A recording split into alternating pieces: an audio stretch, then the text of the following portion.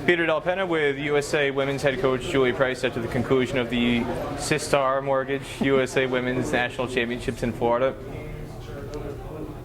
We lucked out with the rain. It only briefly interrupted play, but most of the tournament was able to run to completion. And there was a lot of good cricket on display. What stood out to you most about the difference between where women's cricket started when you first arrived as coach and what you've seen so far this week? From what I've seen, I think the fitness is a key standout. I think the fact that they could get through 6 games in 6 days is a real sort of tick for our strength and conditioning department, that the girls are working hard on their fitness program and being able to get through that. 350 over games as well. One of them admittedly washed out sort of midway through it as well, but I think that it's really good that the girls are backing up. They're learning from all their experiences constantly. They're analysing how they've performed, and they're starting to analyse the opposition and adapt out in the field as well. So all those things have been really pleasing to see. They're starting to learn and understand the game purely by actually being out in the field and playing actual games, as opposed to being stuck in nets all the time and just having hits in the nets and that's it.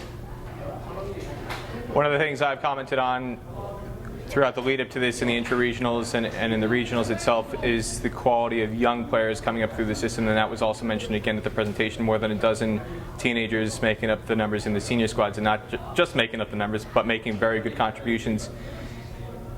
What is it like for you as a coach seeing some of these younger players able to compete and put pressure on the older players to bring up the overall quality of the squad? Well, I mean, if we're going to continue to develop and be able to compete on the world level, we really make sure that we are building up and we are putting pressure on those that are already in the current USA team, which is exactly what's happened over this weekend. Some of the younger girls, we saw 2 out of the 3 Player of the Match awards given to the under-19 players. That's exactly what we want. We saw some really exciting cricket from a few of the players that we hadn't seen a lot of. We've obviously discovered a few new players through the intra-regionals and then into the regionals, so we're really stretching them and pushing them in that 50 over capacity as well as the T20 capacity. So what I'm really pleased about is the fact that they're putting that pressure, like you said, on the senior girls, both with the bat and with the ball.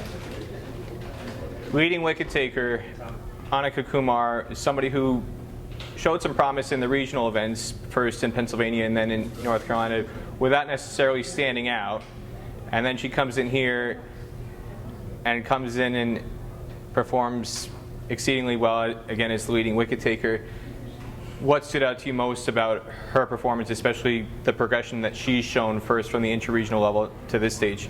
What I liked about Annika is that she kept things quite simple, just bowled stump to stump, had a fairly simple plan, set really good fields according to where she was going to be bowling. Still got a lot of strength work to do. She's still a young kid, she's only 15, but we can see the potential in her. Obviously her batting as well, she got 15 not out today off her 24 balls and looked quite technically correct, wasn't playing too many slog shots. She was really rotating the strike and worked well in partnership with her partner at the time. So what I like about Annika, she's got a great attitude and commitment to the sport, as well as just general fitness. So to me, she's going to be one of those players, we tell them what to do and she's going to work on it. She's constantly texting me and ringing me for feedback on what she can do to get better. And even the other day when she got the 3 for 17 and was pipped for the Player of the Match award by Nadia Grooney, who got 62 runs, she still wanted to know what could she do better, what was going on. You know, she was bowling a few balls down leg side, so she's getting that understanding and knowing when she's doing things not so well and how she's going to improve them in a game. So I like players that ask questions, and I like them also when they start to implement stuff out in the middle as well. So she's definitely one of those players.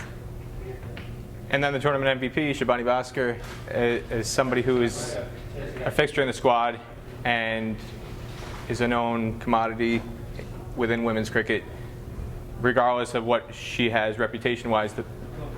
What stood out to you about the way she performed in these conditions and without her kit? Because she put out on Twitter she's been struggling to locate her equipment. I think it's in London as we speak, but at the same time maybe we should steal her kit more often. She did pretty well this week. It's been good actually, because obviously she was pretty disappointed in her performance in September 2019 at the World Cup qualifiers, and you know, she is very strong on the leg side, probably favours that a little too much, and she's been doing a lot of work on just picking which ball she's going to take to the leg side, because her power and her explosiveness is amazing, and can be a boundary finder for us constantly. Her strike rate's usually 120, 130, which is what we need in this team. We need to find a few more of those sort of players, but at the same time she has been taking on board, started to hit through a little through covers and through mid-off as well on particular balls. So that means that she's going to be able to keep out those balls that were getting her out usually. She did, though, get out to bowled the other day to Sahani Thadani with a really nice ball, nice and full on the off stump, and that was the ball that kept getting her out. So it was great to see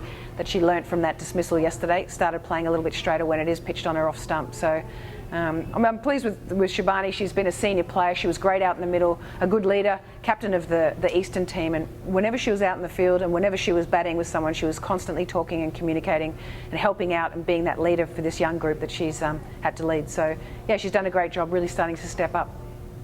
In terms of the areas for improvement, what stood out to you most about things that the players really need to focus on between now and the World Cup qualifiers? Yeah, well, I think our strike rates are still not up. We're looking at minimum 120 runs for our T20 games, and we haven't quite got there yet. There is a tendency of just not really understanding which balls they're going to hit for boundaries, and I suppose that comes into the free hit. And I read your article quite closely, and I realised that we're not really scoring off those free hits when we do get a free rein to be able to hit it anywhere. So it's about having a plan, about knowing where they're going to be hitting the ball, and not just for that free hit, but the entire way through their innings. So to me, that encompasses singles in the ring. We're not really so good at doing the drop and run, soft hands, working that. I'd really like to see more boundaries, boundary options of where they're hitting. The strike rates need to get up to at least to 100 for every single person in the T20. In the 50 over, it was actually quite good. There was a lot of gear shifting. We could see a lot of girls starting in their gear one and increasing their acceleration through their innings. So that's really pleasing, starting to understand when to leave balls in the 50 over game and when to hit them. But we still had some really nice aggression around the group with regards to how they were going about attacking bowlers and their intent. So all of that sort of stuff. Running between wickets is probably another one that's killing me at the moment. There's a lot of runs. We're missing probably 20 or 30 runs each game through either poor calling or just not maybe even trusting your partner. But I think the more games we play like this, you're actually out in the middle. As I said before, while you're playing in the nets, you're not really judging your runs and understanding on how many you can actually run. So I thought throughout the week we got better and better at that, understanding we could run two when we take a bit of the pace off the fielders on the boundary. We started hitting to space more instead of just punching it to the fielder out in the deep. Little things like that I think we're going to get better and better at, but we need to be playing more games like this all the time to understand exactly how to get that feel and pace off the ball to be able to understand how you're going to be able to get those runs. Two follow-ups on the points you just brought up. One, within T20 cricket, I was actually quite surprised. I thought the players handled the 50 over adjustment very, very well, considering most of these players haven't played 50 over cricket at all. Yep. Or if they have, not in a decade, potentially at international level. Mm-hmm. Whereas in the T20 matches, the power plays in particular, there wasn't a single power play where the scoring rate was above a run a ball, and just the intent and the aggression to utilize the power play didn't really seem to be much awareness in terms of accessing the field, knowing your options. What within the power play specifically are you looking for going forward to address that and to help improve that aspect specifically? Yeah, well, like you said, I mean, minimum is one for 36 is what you'd be looking for after a power play. Anything on top of that's a bonus. We don't want to be losing 2 wickets, particularly at this level. Your depth, you've probably got batters to around 6. If you start losing more than 2 wickets, you start to get in a little bit of trouble. So you can tell that the games that sort of pushed on and really accelerated were the games that they didn't really lose wickets and they kept their top order and had someone batting through to at least the 18th or 19th overs. So we've just got to be able to start to understand how we're going to still be able to rotate the strike, but make sure that we're not playing silly shots. We can still get high percentage play, low risk, but we're still getting good reward for it. So it's about understanding a game. I was talking about before is understanding a game and how we're going to do that. But also maybe picking key people for key roles. So we've been really pleased with how Gargi Bogle's gone about hitting the ball this time. Obviously Shabani Basker's a big hitter of the ball. We saw Sindhu Shahasha had a 124 strike rate for her innings as well. So we need to have quite a few of those players that are going to have big impacts. We've had Erica Rendler in the past. Probably not her best performance in this national championships, but we know what she can do and why she had made such an impact for us initially, because she was that boundary hitter and happy to swing when there's only 2 fielders out. We saw a lot of the fields over this week, particularly when they were really slow, that we didn't even have 2 fielders out sometimes in those power plays. So what that does is actually really tighten it up, get it really hard to hit through the field. So we do need to be able to have that power hitting option, whether it's back over the bowler's head or over cover or the onside. So power hitting is our other option obviously as well. The other point you brought up, running between the wickets. especially in the T20 matches, the low scores in the first innings, there were a series of scores that were under 100 for 20 overs, and I felt just from watching on the boundary or whether I was upstairs, the running between the wickets was a major problem that led to that. And when I was standing square of the boundary, taking photos or just watching, one thing I noticed consistently, the non-striker was finishing their run 1 or 2 strides behind the striker wherever the ball went, front of the wicket, behind the wicket, and it just seemed like there was a lack of awareness and a lack of anticipation from the non-striker to get that started early to try and be able to turn that 1 into 2 or 2 into 3. Yep. And that seems like that's something that is a habit that's developed at local level, and once you get to this stage, it's hard to get out of that bad habit. What do you think can be done communication-wise, whether it's sending a message out to local coaches or when the players come here, what can be done to address that systemically so that it's not such an issue by the time players get to this level?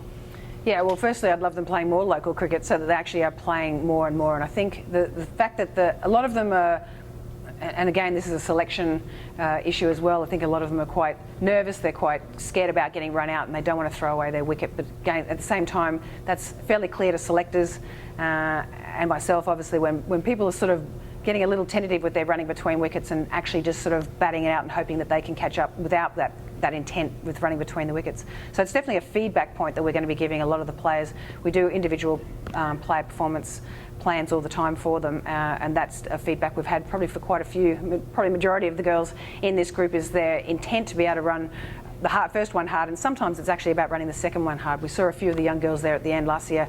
Malapati, she was running with Isani Vigela, and they were running unbelievably well together. But they also play a lot together in California. So if we're getting girls playing more regularly together, they're going to start to develop that trust and understanding about what actually entails good running between the wickets, good communication. What do you need to actually do that? How do you judge a run? When you're playing men's cricket or boys cricket, is that different to playing against women? All those sort of things. So basically what we're trying to work on is let's get a women's competition up that the girls can play in, week out, learn intrinsically so that they're out there. They're going to make some mistakes, but again, sending that message down from top down. We've got plenty of representatives, and obviously with the numbers that we've got, girls in our under-19 training group and our senior training group have all been getting the same messages about how we're trying to play the game in America and what sort of style we're playing, and also our key learning points. So all of those players are spread out around the country, and they are able to pass on that knowledge, and it's nearly a responsibility, I suppose, of a lot of the players that have had that opportunity to be in our training groups to continue to grow the game around them. If they don't grow the game, then it's not going to go anywhere, and we're going to stay pretty much where we're at. So they do need to be passing that message on. But at the same time, we also need to be developing competitions that these girls can play in regularly, so that they are constantly practicing the skills that we're teaching them. What was your favorite thing from this week? My favourite thing? It was probably just seeing a few of the new talent. I suppose I've met a lot of these girls around the country. I've been travelling a lot, and it's good to see them training, but it's actually nice to see them actually playing out in the middle. I was really, really pleased to see Snigdha Paul and Suhani Thadani bowled beautifully. Came in here, both really young girls, both only in the under-19 training group at this stage. They hadn't been in the senior group, and they really showed up a lot of the senior players, which I was really pleased to see. So that was great. Also, the Isani Vigala, her batting was fantastic. Really showed good intent again. Her running between wickets and her fitness is really showing, and she's going to be dragging everyone along. If she's got her yo-yo. 2 years ago, our yo-yo average was about 13.4, and I think it's now up to 14.8. So, and someone with her rate, she's at 17.1. She's really setting the standard for a lot of these players, and that's what we want to keep aspiring to, is keep pushing them, realising how fit they can be. And her performances out there reflected that fitness as well. We've also got a few little niggles around the place, and it's generally those players that maybe hadn't committed to the fitness program as much as we would have liked. So.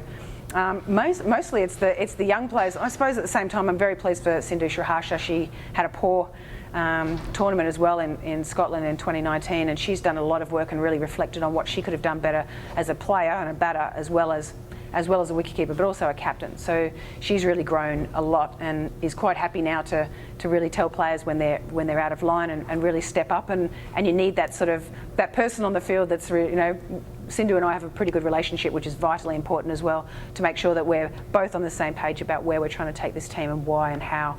And I think the team, they respect her enormously, and I think it's really helping with her input constantly and the fact that she performed really, really well in this tournament. Anything else you want to say about this week's worth of matches heading into the upcoming qualifiers? Not necessarily just this week. It's probably the entire domestic structure. I think it's just been fantastic this year. The girls have played more cricket than they ever had previously.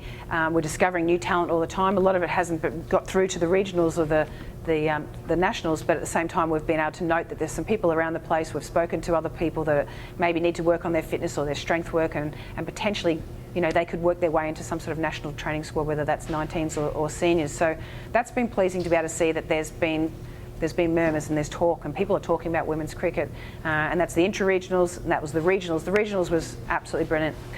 Thoroughly enjoyed that. The girls were having an absolute ball. They hadn't really played at that level before. They were playing on good quality grounds. Played at Morrisville, we played at Prairie View, and obviously being able to play here in Florida at Broward, you know, is fantastic. Look, one of the girls was crying on the first game because she was so excited. She'd never played in a stadium or even been in a stadium before. So those sort of moments, you think, you know, I was very lucky to do everything I did, and it's nice to be able to see if we can provide those opportunities for a lot of these girls as well, so that they can continue to fall in love with the game and keep growing the game and being that player that's going to be able to represent the country and achieve all their dreams, same as any other person in the world.